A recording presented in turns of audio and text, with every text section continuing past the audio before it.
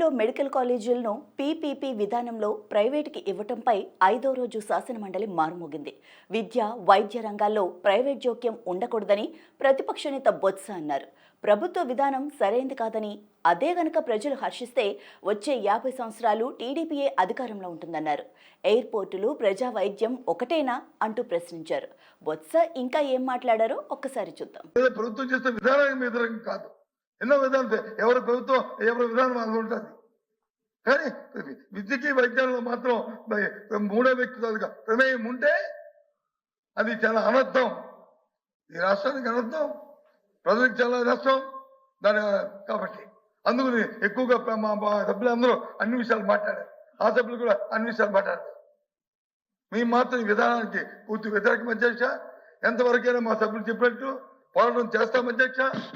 ఒకవేళ తప్పించండి ఎవరైనా సరే మళ్ళీ చెప్తున్నాం అధికారపూర్వకంగా, ఇవాళ మేనేజ్గా ఏ ఒక్క సంస్థ తీసుకొచ్చి దీంట్లో వ్యాపారం చేస్తాము ఎవరైనా కోర్టు చేసినా ప్రజల మద్దతుతో మళ్ళీ వస్తాం అధ్యక్ష. తప్పకుండా వాటిని రద్దు చేసి ప్రజలకు మళ్ళీ తీసుకొస్తాం అధ్యక్ష. దాంట్లో ఇంకో రాష్ట్రమే లేదు అధ్యక్ష. అనొచ్చు మంత్రి గారు, మీరు 30 సంవత్సరాలు 40 సంవత్సరాలు 50 సంవత్సరాలు మళ్ళీ అధికారం రారని. ఓ ఆ దేవుడే భగవంతుడు చూస్తాడు. మీరు 40 సంవత్సరాలు వస్తారో, మీరు 30 సంవత్సరాలు ఉంటారో ఉండండి. ఇదే విధానం ప్రజలు కోరుకుంటే మాకు అభ్యంతరాలే. కానీ ఏ ప్రజలు కూడా దీన్ని కోరుకోరు అధ్యక్ష. ఇప్పుడు వెళ్ళండి ప్రైవేట్ కావాలి, ప్రైవేట్ వైద్యానికి, ప్రైవేట్ మెడికల్కి వెళ్ళి అక్కడ ఉన్న హాస్పిటల్కి వెళ్ళి వైద్యం చేయమని అధ్యక్ష. చేస్తారా? ఏది మీరు అంటున్నారు, ఏది సెల్ఫ్ సస్టెన్స్కి వచ్చి మీ దగ్గర దీవో ఇచ్చారు. దీవో ఇస్తే, ప్రభుత్వ ఆధ్వర్యంలో దీవో ఇస్తే, ఒకవేళ దానికి వచ్చి ఫీజు కానీ మనం వచ్చి ప్రిస్క్రైబ్ చేస్తే 10 లక్షలు, 20 లక్షలు, 5 లక్షలు, 30 లక్షలు చేస్తే అంతే ఫీజు మళ్ళీ ప్రభుత్వ ఖాతాలోకి వస్తుంది. అదే ప్రైవేట్ పీపీ వాళ్ళు అయితే మళ్ళీ ఇది వచ్చి ఒకపోయారు, మళ్ళీ లెఫ్ట్ నుంచి మళ్ళీ ఇంకోటి, వెనక నుంచి మళ్ళీ ఇంకో దారి కాదా అధ్యక్ష జరుగుతుంది. అది వాస్తవం కాదా? ఇప్పుడు వాస్తవం జరగట్లేదా? చెప్పండి అధ్యక్ష. జరగకపోతే అనుకోవడానికి మన మానవతలుగా చూస్తున్నాం కదా అధ్యక్ష. మేము అందుకు చెప్తున్నాం అధ్యక్ష. ఏదో మీరే తెచ్చారు, ఇప్పుడు దేని తెచ్చాము? ఆ కాలేజీలో సస్టైన్ అవడానికి అది తీసుకొచ్చాం. సస్టైన్ అని తీసుకొచ్చి దాన్ని ప్రభుత్వ ఖాతాలోకి వేస్తున్నాం. రేపు వచ్చి ప్రభుత్వ ఖాతాలో రాలేదు.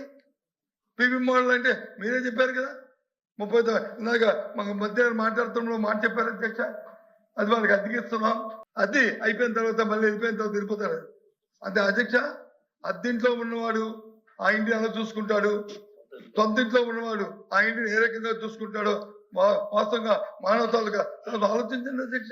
కంపారిజన్ అధ్యక్ష. దయచేసి అద్దెంటికి సొంతకి కంపారిజన్ లేదా అధ్యక్ష? అద్దెంట్లో ఉన్నవాడు ఏం చేస్తాడు? అద్దెంట్లో ఉన్నాడు, ఆ భూజం తిరుగుతాడు, లేదా పోతాడు, లేదా ఉంటాడు, లేదా పోతాం కదా అని పోతాడు.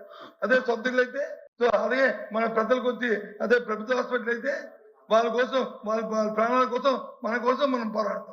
కానీ కాదు కదా అధ్యక్ష. ఏది ఎంతో సింపుల్ గా ఉపమానాలు చెప్పినప్పుడు కూడా కొద్ది ఉపమానాలు వచ్చి ఆలోచించుకొని చెప్పాలి అధ్యక్ష.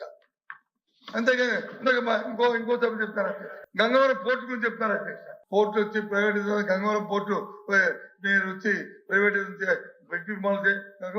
గంగవరం పోర్టుకిను ప్రభుత్వ హాస్పిటల్కిను లెక్కెట్టారు అధ్యక్ష. ఎయిర్పోర్ట్ కిను ప్రభుత్వ హాస్పిటల్ కిను ప్రభుత్వ కళాశాలకి విద్యకి కంపేర్ చేస్తే అది ధర్మ అధ్యక్ష. అది కమర్షియల్, ఇది వచ్చి ప్రజల తాలూకా వెల్ఫేర్. ఇది వెల్ఫేర్ ప్రభుత్వం బాధ్యత. వెల్ఫేర్ అనేది ప్రభుత్వం బాధ్యత. ఈ బాధ్యతకు వచ్చి కమర్షియల్ దీనికి తీసుకెళ్లి లింక్ పెట్టడం, ఉపమానం చేయడం ఎంతవరకు సంబంధించిన అధ్యక్ష. కాబట్టి దయచేసి ప్రభుత్వం నేను డిమాండ్ చేస్తున్నాం, వాళ్ళు పునరాలోచించుకోండి. బేస్దాలు అవుతూ ఇది మేము పెట్టాము, మేము పోయాము అనేది కాదు. ప్రజాశ్రేయస్సు దృష్ట్యా, ప్రజా సంక్షేమం దృష్ట్యా ఇది పిపిపి వాళ్ళు కానీ ప్రభుత్వంలో ఉండి నడిపించి, ఇంకా ప్రమాణం నడిపించి, మీరు ఏం పేర్లు పెట్టుకుంటారో పెట్టుకొని దాన్ని బట్టి మంచిగా నడిపించేయండి నాతో చెప్తూ ఈ కార్యక్రమాన్ని